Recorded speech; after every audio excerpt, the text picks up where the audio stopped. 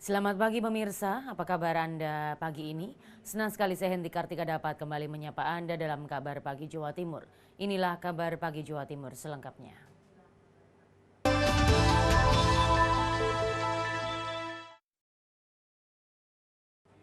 Lantaran adu cepat usai lampu merah, seorang pengendara motor di Ponorogo tewas mengenaskan setelah motornya menabrak bus di jalur Ponorogo, Surabaya. Kecelakaan lalu lintas juga terjadi di Bangkalan dan Jombang. Berikut kabar selengkapnya.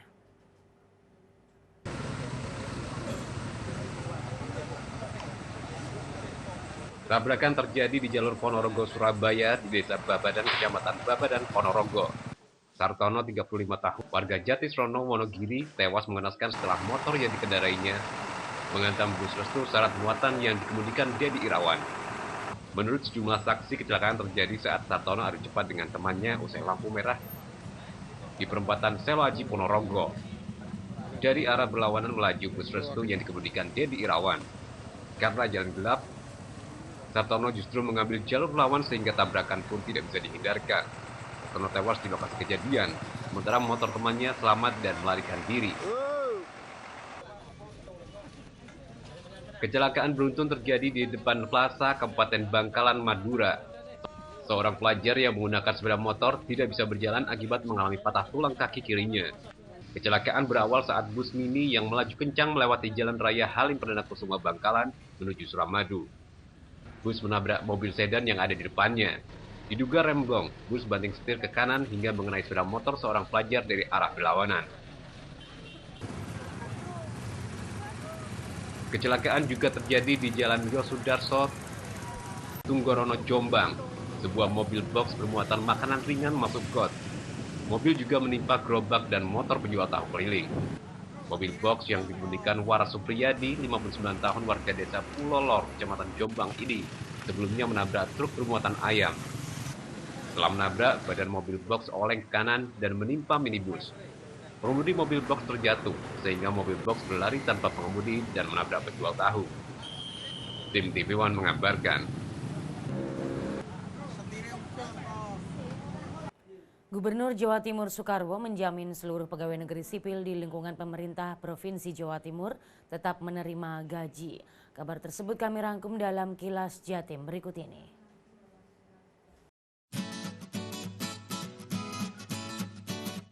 Hal ini disampaikan oleh Gubernur Jawa Timur Soekarwo usai menghadiri rapat paripurna di gedung DPRD Jawa Timur. Gubernur menjamin seluruh PNS di lingkungan Pemprov Jatim termasuk 19 kabupaten kota yang ada tetap menerima gaji. Gubernur akan mengambilkan dana talangan DAU untuk pembayaran gaji PNS, yakni dari dana sisa lebih anggaran tahun berkenan atau SILPA, lelang barang dan jasa, serta rencana kenaikan harga minyak. Untuk itu, Gubernur Jawa Timur juga akan mengumpulkan seluruh kepala daerah dari 19 kabupaten dan kota di Jawa Timur.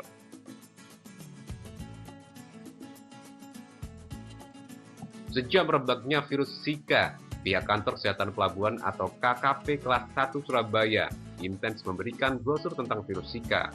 Hal ini agar para penumpang yang baru datang dari luar negeri tahu kondisi dan ciri-ciri terkena virus Zika, yaitu suhu tubuh demam di atas 38 derajat Celcius. Petugas juga memasang alat thermoscanner yang berfungsi agar seluruh penumpang yang tiba melalui penerbangan internasional jika terindikasi terinfeksi virus Zika langsung terdeteksi.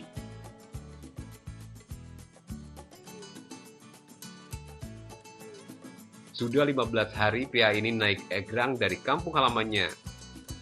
Sejumlah aktivis mengikuti judi untuk mengamankan perjalanannya meskipun tanpa diminta. Dirinya hendak ke Surabaya menemui Wali Kota Surabaya, Tri Risma hari ini. Tujuannya ingin menunjukkan alat olahraga egrang sehingga diharapkan mendukung penggunaan egrang untuk olahraga. Yudi juga ingin mengatakan agar Risma tidak mencalonkan menjadi Gubernur DKI Jakarta. Tim TV One mengabarkan.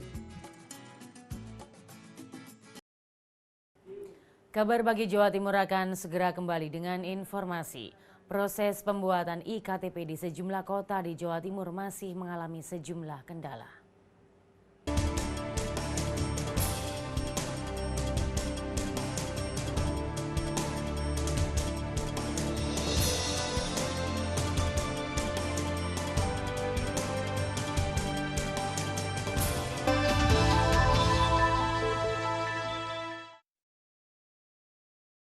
Inilah ruang di mana kami menyajikan berbagai fenomena dan peristiwa aktual. Pengadilan Tindak Pidana Korupsi kembali menggelar sidang kasus suap Hakim PT UN Medan dengan terdakwa Jose Kaligis. Ruang kita, TV One memang beda. Membahas beragam informasi dan peristiwa.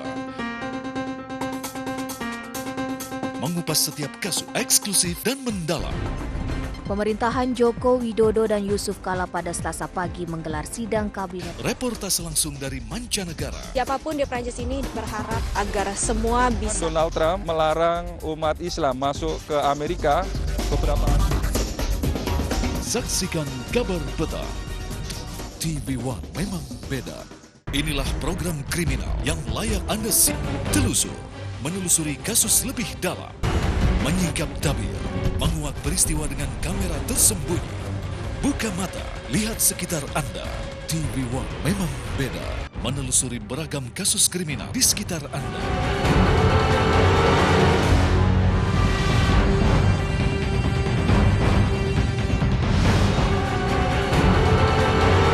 Dan mengupas kasus sosial lainnya.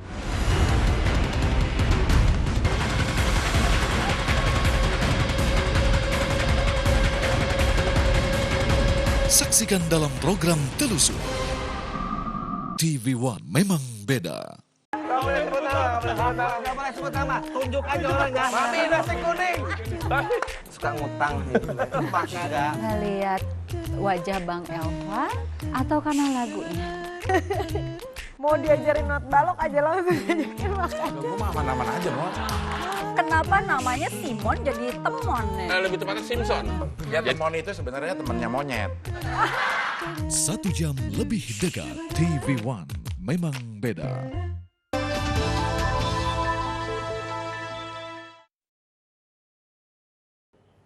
Terima kasih Anda masih bersama kami.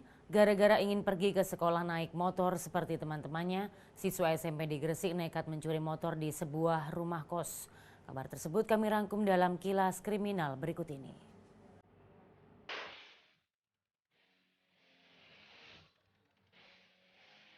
Satreskrim Polres Gresik berhasil menangkap 2 pelajar SMP yang terlibat aksi pencurian kendaraan bermotor di sebuah rumah kos Jalan Veteran Gresik.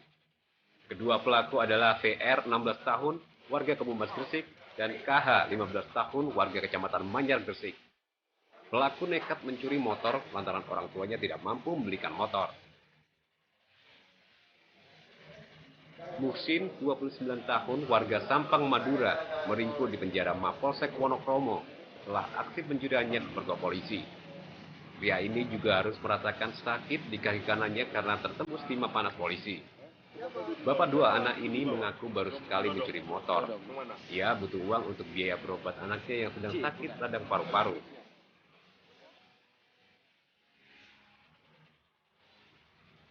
Supriyanto, warga desa Wangun, Kecamatan Palang, Tuban, berurusan dengan polisi setelah mengeroyok dan membacok Anas Juanis, warga Karangagung, Palang, Tuban.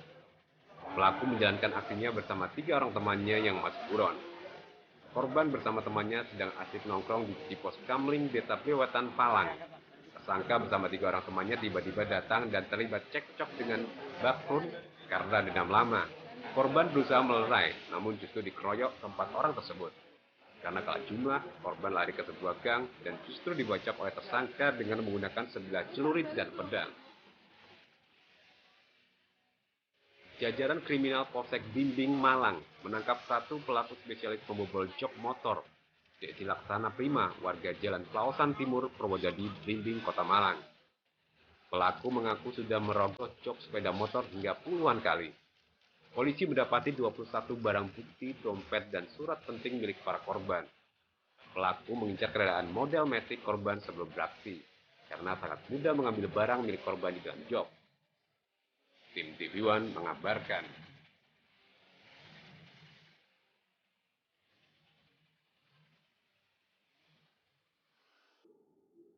Proses pembuatan IKTP di sejumlah kota di Jawa Timur masih mengalami sejumlah kendala. Berikut ulasan selengkapnya.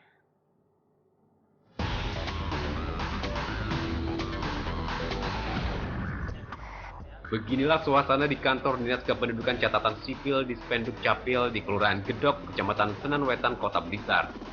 Ratusan warga mengantri untuk mengurus kartu elektronik KTP. Pihak di Spenduk Capil terpaksa melakukan pembatasan karena pemohon kartu IKTP meningkat hingga 100%. Juga beberapa kali menolak permohonan kartu IKTP. Kasih Penyuluhan dan Pembinaan di Spenduk Capil, Rina Suryaning Tias mengatakan, sejak terjadi peningkatan pemohon kartu IKTP, pihaknya terpaksa menambah jam pelayanan hingga pukul 5 sore.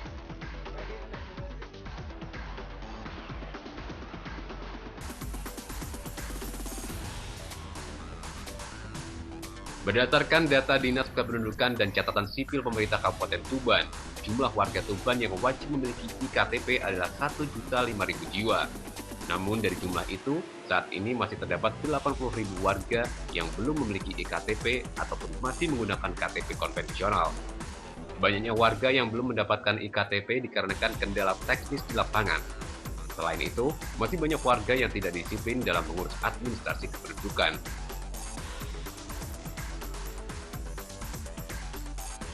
Ribuan warga di Pacitan juga belum mendapatkan IKTP.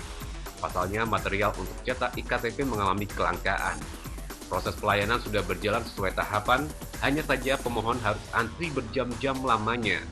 Petugas kependudukan menerapkan sistem jemput bola ke berbagai desa di Kabupaten Pacitan.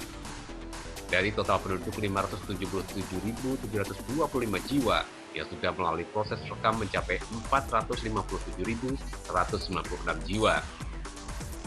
Tim TV One mengabarkan. Untuk membantu proses penanganan konflik sosial di tengah masyarakat, Polri dan Nahdlatul Ulama menggelar kerjasama penanganan konflik sosial. Kapolri menegaskan bahwa dibutuhkan peran serta masyarakat untuk mengatasi persoalan konflik sosial.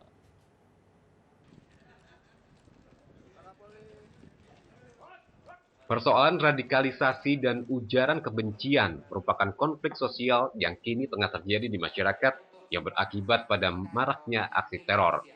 Karenanya Polri menggandeng ormas keagamaan terbesar di tanah air untuk bekerjasama dalam penanganan konflik sosial. Hadir dalam penandatanganan MOU tersebut Kapolri, Ketua Umum PBNU, dan jajaran Muspida Jatim. Kapolri berharap NU sebagai ormas keagamaan dapat efektif membantu kepolisian melalui ceramah-ceramah dan terjun ke masyarakat untuk melakukan deradikalisasi serta memberikan pemahaman dan dampak luas ujaran kebencian terhadap persatuan bangsa. Kapolri juga menegaskan tak cukup hanya kepolisian dalam penanganan konflik sosial, dibutuhkan peran masyarakat, terutama organisasi keagamaan seperti Nahdlatul Ulama. Kita ingin bekerja sama sebetulnya dengan berbagai masalah, salah satunya mengenai masalah konflik sosial, penanganan konflik sosial. Kenapa? Karena penanganan konflik sosial ini tidak bisa dikerjakan oleh satu elemen bangsa saja, tidak bisa dikerjakan oleh polisi saja, atau oleh pemerintah daerah saja, tapi memerlukan sinergi dengan semua pihak. Nah, kenapa dengan NU? Karena NU ini memiliki jaringan yang sangat luar biasa besar. 90 juta lebih anggotanya. Dan bukan hanya itu, NU ini merupakan salah satu pendiri bangsa Indonesia ini. Sama, Polri dan TNI adalah salah satu pendiri bangsa. Jadi kita bersama-sama sebagai pendiri bangsa harus tetap mempertahankan NKRI. Untuk penanganan konflik sosial ini kita harus tangani secara bersama-sama. Dengan kerjasama ini, Nahdlatul Ulama akan efektif terjun ke masyarakat guna memberikan pemahaman bahaya radikalisasi serta ujaran kebencian. Pemahaman tersebut akan dilakukan baik melalui seminar, pengajian-pengajian, serta di bidang pendidikan. Dari Surabaya, Samsul Huda, TV One mengabarkan.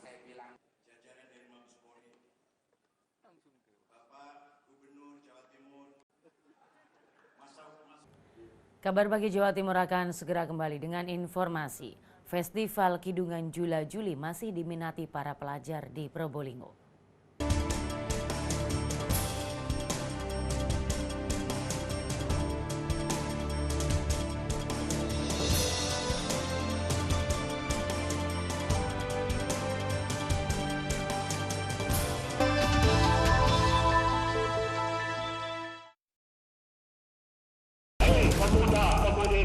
Sejarah perjalanan hidup Indonesia berbicara tentang kejayaan dan upaya Indonesia untuk merdeka. Peristiwa bersejarah terdokumentasi untuk generasi Indonesia. Untuk menyatakan berhenti. Bangsa yang besar adalah bangsa yang tidak melupakan sejarah bangsanya sendiri. Indonesia mengingat di TV One.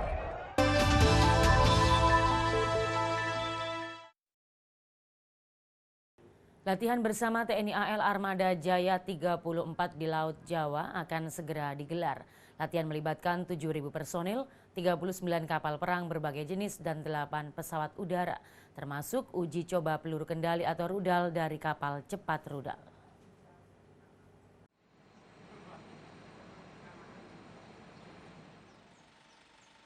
Kepala Staf Angkatan Laut Laksamana TNI Ade Supandi meresmikan digelarnya latihan bersama TNI AL Armada Jaya 34 2016 di Kobang Dikal, Surabaya.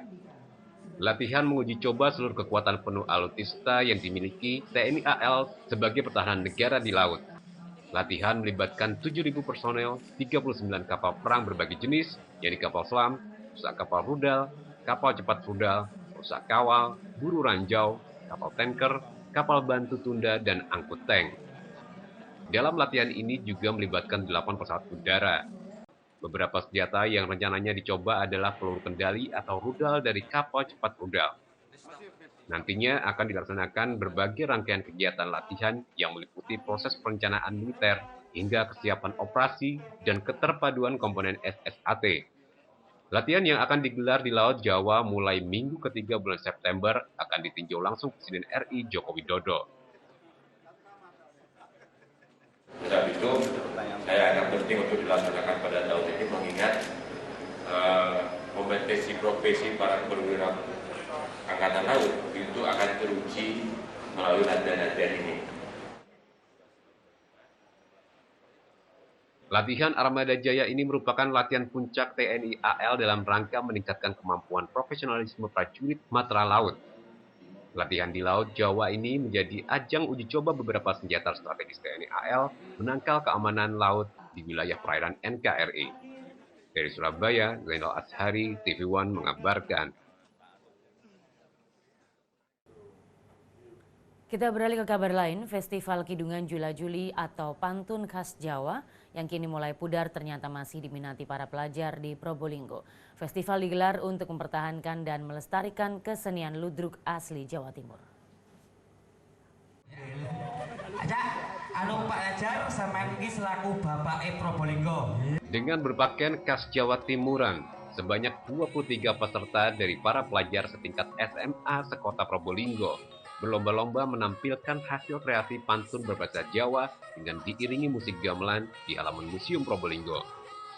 Dalam satu kelompok beranggotakan 3 orang dengan tema kemajuan pembangunan dan pendidikan. Festival Kidungan Jula Juli ini bertujuan untuk mengenalkan kearifan lokal khususnya Jawa Timur. Karena Jula Juli yang merupakan salah satu kesenian ludruk, kini kian hari kian memudar. Jula Juli ini merupakan suatu bentuk daripada sebagian daripada ludruk, Pak. Ludruk itu di awalnya mesti Jula Juli dulu, baru ludruknya kan gitu, Pak. Jadi kenapa di Kota Probolinggo ini saya mulai dari pelajar. Jadi kepingin saya budaya ini itu lebih mengembang, tidak putus di yang senior saja atau yang tua-tua. Dengan pelajar ini menyukai, nantinya akan regenerasi itu berjalan terus dan berkembang. Setiap pementasan kesenian ludruk disajikan dulu tarian remo, selanjutnya jula-juli, dan ditutup dengan inti cerita dari ludruk tersebut. Beberapa peserta kidungan jula-juli ada yang berasal dari pelajar Papua. Diharapkan dengan digelarnya Festival Kidungan Jula-Juli dalam rangka memperingati Hari Jadi Kota Probolinggo yang ke-657 tahun ini, bisa menjaring dan memperoleh bibit-bibit pemain handal guna melestarikan kesenian ludruk yang kian ditinggalkan generasi muda. Dari Probolinggo, Syawan Kamahina, TV One mengabarkan. Pak Ajar sama ini selaku Bapak Probolinggo. Pemerintah Kabupaten Trenggalek menggelar pameran benda-benda pusaka peninggalan era Kerajaan Majapahit dan Mataram. Selain untuk mengenalkan kepada masyarakat tentang sejarah bangsa, juga melestarikan warisan para leluhur.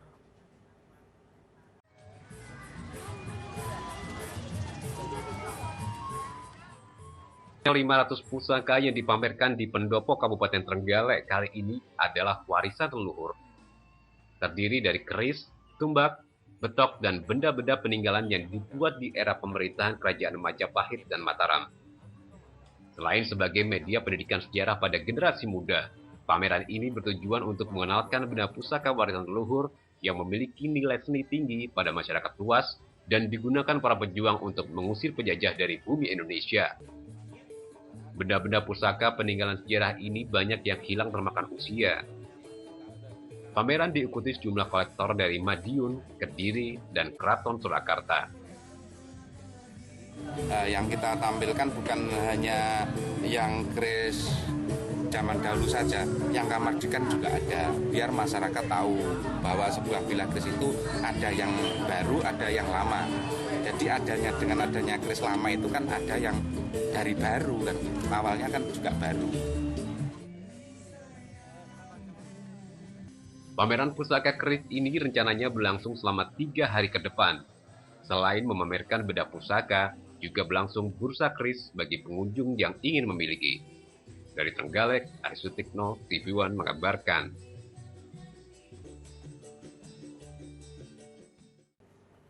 Kabar tadi sekaligus menjadi penutup kabar pagi Jawa Timur untuk hari ini. Mewakili kru yang bertugas, saya Henti Kartika mohon undur diri. Selamat berakhir pekan. Sampai jumpa.